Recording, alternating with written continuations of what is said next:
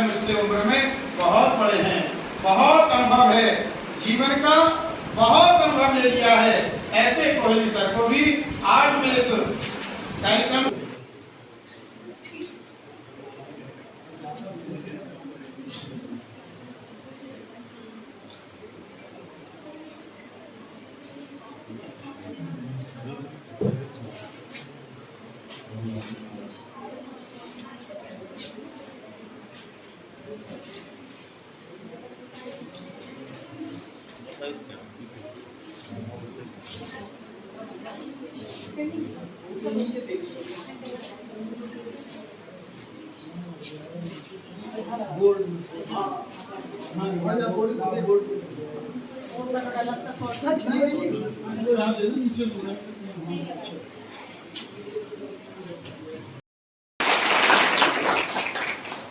हमारी मनोज दीदी से भी मेरा निवेदन है कि वह भी आए और कार्यक्रम की अध्यक्षता कर रहे हमारे जन अभियान परिषद के अधिकारी श्री मुनीन्द्र सेजवार जी को पुष्प गुच्छ देकर आप उनका सम्मान करें।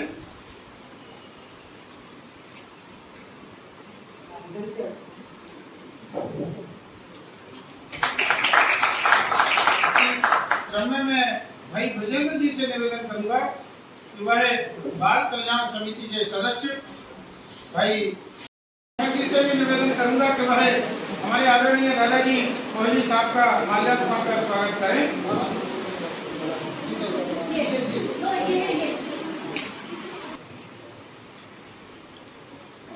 साथियों, 14 अप्रैल 1891 को आपका इंदौर के पास जो हमारा महू है वहां इनका महार जाति में जन्म हुआ था। जन्म से ही अंबेडकर जी बहुत प्रतिभावान थे, आगे बढ़ने की बहुत ललक थी।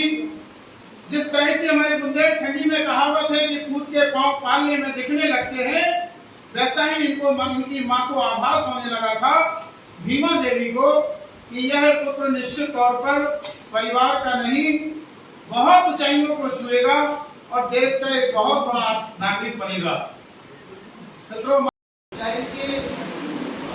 कभी उन्होंने उससे नहीं देखो जितने भी उन्होंने उनके प्रति अत्याचार जो समाज के द्वेष भावना रही, लेकिन उनकी उस शिक्षा ने समाज में चमकता हुआ सितारा आज अपन सब लोग उनको याद कर रहे हैं, उनकी जन्म जयंती को मना रहे हैं। वो कहीं ना कहीं उनके पीछे एक अलग है, वो है शिक्षा। हर व्यक्ति अगर शिक्षा हो जाए तो उसको अपने समाज, उसको धर्म, जाति, मजहब बताने की जरूरत नहीं पड़ती। उन सबको केवल एक चीज है जो सबसे सस्ती है, सबसे अच्छी है और बिना मेहनत की चीज है, वो शिक्षा है। अगर आज किसी बच्चे को बोला जाए कि आप क्या करना चाहोगे, अनुरोध है कि डॉक्टर भीमराव अम्बेडकर साहब ने जो सबको एक रास्ता दिखाया है, वो रास्ता है शिक्षा का। जो शिक्षित होगा वो धारते बोलेगा और जो शिक्षित नहीं होगा, ज्ञान का विकास तक नहीं पहुंचेगा, वो कहीं ना कहीं आके मिला के बात नहीं कर पाएगा। देश के सुप्रीम प्रधानमंत्री नरेंद्र मोदी जी भी कहते हैं, मतलब किसी भी देश के साथ बात करेंगे, किसी व्यक्ति के साथ बात करेंगे, किसी भी राष्ट्रीय अध्यक्ष के साथ बात करेंगे तो हम आंख से आंख मिला के बात करेंगे, आंख को झुका के बात नहीं करेंगे। इसका मतलब ये कि आपके अंदर इतना कॉन्फिडेंस देश की प्रति, देश की जनता का प्रति काम कर रहे हो, तो आपके अंदर अगर कॉन्फिडेंस लेवल नहीं होगा तो आप किसी दूसरे राष्ट्रीय अध्यक्ष के समक्ष उतना प्रस्तुतिकरण बेहतर नहीं दे पाएंगे। तो इसका एक ही जीवन में शैली है, वो शिक्षा। आपका अनुभव है, आपका विश्वास है स्वयं के ऊपर। सबसे पहले जीवन में व्यक्ति स्वयं के ऊपर विश्वास करना सीखे कि हम ये काम कर सकते हैं। कोई काम बड़ा छोटा नहीं होता है, सब काम की एक मर्यादा और जिज्ञासा और भावना होती है। और अपन को बाबा साहब ने 5 चीजें उनके जो मेन चीजें रही हैं, एक तो शिक्षित, एक तो सब लोगों को शिक्षित होना है, एक पे 3 सब लोगों को संगठित होना है, सब लोगों को मेहनत से, लगन से आगे बढ़ना है और अपनी बात को और अपनी आवाज को बुलंद भी करना है। कृपया करके दूसरी बातों का ध्यान, ईमानदारी से मेहनत करें। जो व्यक्ति अपने जीवन में ईमानदारी से अपने लक्ष्य की ओर अग्रसर रहता है तो उसका जो प्रगति है, जो परमात्मा है, वो भी उसका साथ देता है। और अपन ईमानदारी से अपने काम नहीं करते हैं, चाहे शिक्षा हो, चाहे घर का काम हो, माता पिता का आदर हो, सम्मान हो, अपने गुरुजनों को सम्मान हो, ये अपन फॉर्मेलिटी कर रहे हैं तो मत कर, जरूरत नहीं है। अगर कोई चीज दिल से निकल रही है तो ही कोई स्वीकार की जाएगी, अन्यथा वो जो प्रकृति है, पर्यावरण है, उसमें मिला हुआ है। आप तक कोई चीज अच्छी पहुंचेगी जिसका आपके पास विश्वास है। तो आप जो काम विश्वास से करोगे, आज मध्य सरकार द्वारा जंगल का संवर्धन अभियान 2025 चलाया जा रहा है 30 मार्च से लेकर 30 जून तक, वो भी कहीं ना कहीं आप और हम सबके माध्यम से हर ग्राम पंचायत में, हर गांव में जो प्राचीन बावड़ियां पड़ी हुई हैं, जिनको कोई देख रेख नहीं है, जो कुएं जो बंद हो चुके हैं, खुले हो चुके हैं, कचरे से भर चुके हैं, नदियां अपन देख रहे हैं, नदियों की दिशा बदल रही है क्योंकि नदियों के बीच में कई सारे कचरे के चट्टाने बन चुके हैं।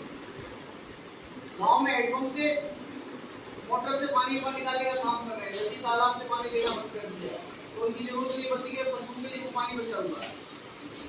लेकिन वो संरचना जितनी भी है वो कहीं ना कहीं खत्म हो जाएंगी, रुक जाएंगी। तो अपने जो ग्रामीण व्यवस्था है उसमें वो जो पानी का महत्वपूर्ण योगदान जीवन में, जिसको आगे बढ़ना है उसको पर्यावरण का भी ध्यान रखना पड़ेगा। आपसे मैं कह रहा हूँ शिक्षित बनो, बचने में विरोध रहेगी। जब हम संगठित होकर रहेंगे तो बहुत बड़ी ताकत के रूप में काम करेंगे, देश में कोई भी चीज का बदलाव बड़ी आसानी से सरलता से कर लेंगे। संविधान की बात हम करते हैं, एक दूसरे को लूट लिया, राष्ट्रपति भवन लूट गए, प्रधानमंत्री भवन लूट गए, घर बगल में दुकानें लूट गई, शोरूम लूट गए। इसका मतलब क्या हुआ? वहां कुछ समय के लिए उनका जो बनाया हुआ जो संविधान था, लॉज था, उसको डिस्टर्बेंस हुआ। तो कहीं ना कहीं उन पर सर्दियां हावी हुई। पेपर में 14 अप्रैल को एक उद्देश्य निकला प्रिंट पेज पे, डॉक्टर भीमराव अम्बेडकर साहब के 5 की या उनके द्वारा दी हुई शिक्षा कितने लोगों ने पढ़ी? भास्कर में पढ़ता है कोई? अभी कुछ पदों का खेल आदरणीय मोहन सिंह जी और आपके कार्यक्रम की अध्यक्षता कर रहे परमादरणीय प्रोफेसर गायकवाड़ साहब, और साथ ही विश्व कथामय की उपाधि से सम्मानित हमारे बीच में MSW BSW के जो परामर्शदाता है परमादरणीय टोनी सर, और इस कार्यक्रम का विधिवत और सफल प्रभावी संचालन कर रहे परमादरणीय उपाध्याय जी, जो लगातार अभी मुनेन जी भी कह रहे थे कि आपके पास ज्ञान का भंडार है, तो वो और इस कार्यक्रम की जो सूत्रधार है, आज के कार्यक्रम को जो संजोया है, क्योंकि ये कार्यक्रम उस दिन होना था, लेकिन चूंकि उस समय पूरे विश्व में, पूरे भारत में और पूरे जिले में विभिन्न कार्यक्रम होते हैं, कहीं ना कहीं हम अपने कार्यक्रमों में व्यस्त रहते हैं।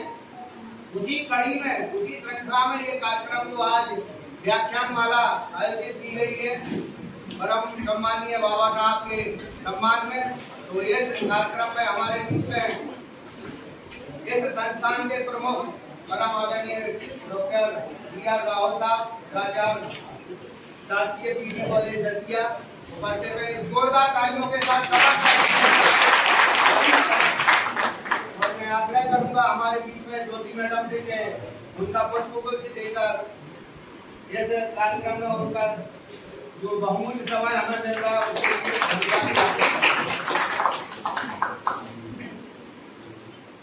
बाबा साहब की बात अगर करें तो बाबा साहब के बारे में अगर हम कई बार रिसर्च करते रहे तो भी कम पड़ेगा, और ये 1-2 घंटे की या 3 घंटे की व्याख्यानमाला शायद उनको एक दीपक दिखाने के, सूर्य को दीपक दिखाने के बराबर होगा।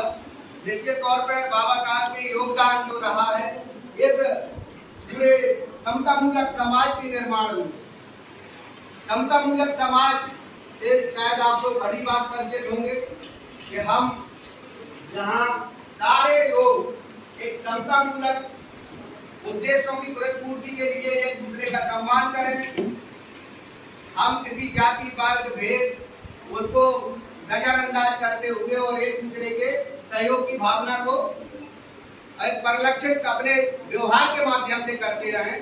तो ये संदेश थे जो एक कभी पुनीत जी बता रहे थे, शिक्षित बनो। ठीक है, तो शिक्षा क्या है, उनका एक वो भी था बात, शिक्षा वह शेरनी का दूध है जिसे पीकर लोग दहाड़ सकते हैं। क्योंकि यहाँ खड़े होने से पहले हमें उनके बारे में पढ़ना पड़ेगा, उनके बारे में शिक्षित होना पड़ेगा, उनके अनुकरणीय जो पहले रही हैं उनके बारे में जानना पड़ेगा, तब कहीं जाके हम यहाँ उनके बारे में बखान कुछ कर सकते हैं। पूरा बखान तो संभव नहीं है, लेकिन कुछ बखान उनके बारे में हम कर सकते हैं।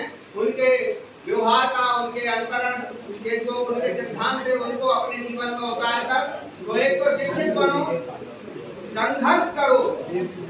शिक्षित बन के अगर संघर्ष करोगे तो शायद कुछ त्रुटियां जो हमारे संघर्ष में होंगी क्या करते हैं, एक दूसरे का सर फोड़ देते हैं, एक दूसरे की जान ले लेते हैं। 4 इंच की मेड़ पे एक भाई दूसरे भाई को हत्या कर देता है। तो वो जो अशिक्षित लोग, अनपढ़ लोग, अज्ञानी लोग, जहाँ बात की जा रही थी हमारे उपाध्याय जी के द्वारा कि हमें शिक्षित बन के, ज्ञानवान बन के क्या आ जाएगा हमारे ऊपर, हमारे गुण में क्षमा का भाव जो पैदा होता है, वो क्षमा हमारा मनुष्य का सबसे बड़ा आभूषण है। और उस आभूषण को कब हम ग्रहण कर सकते हैं, जब हम खुद शिक्षित होंगे। तो वो शिक्षा शेरनी का दूध है, जिसने नहीं पिया वो दहाड़ नहीं मार सकता। दूसरा, संघर्ष करो तो कैसे, शिक्षित बन के संघर्ष करो, अशिक्षित बन के नहीं।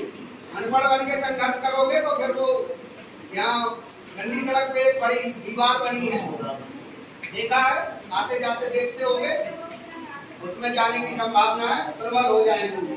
उसके साथ ही शिक्षित बनो, संघर्ष करो और संगठित रहो। लेकिन हम क्या करते हैं, अधिकांश लोग एक दूसरे की कानाफूसी करके उनके बुरे जो उनका व्यवहार है उसको ज्यादा वो करते हैं। लेकिन हमें क्या करना है, उनके जो अच्छाइयां हैं उनको हमें उजागर करना है, ताकि वो व्यक्ति, हो सकता है कि मेरे बारे में आज वो गलत बोलता हो, जब मैं बार बार उसकी पढ़ाई करूंगा निधि की, तो निधि एक ना एक दिन तो जाके राम जी के बारे में कुछ तो बोल ही देगी। ठीक है, और अच्छा ही बोलेंगी फिर।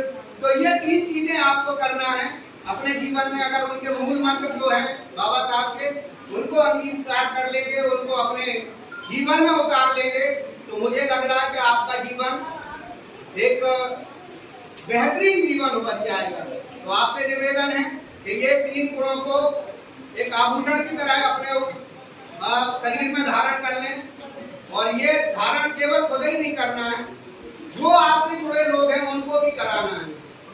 तो हमारा समाज, जहाँ हम देख रहे हैं विभिन्न प्रकार के दुष्परिणाम, वो दुष्परिणामों से हम कई बार हम लोग भी प्रभावित हो।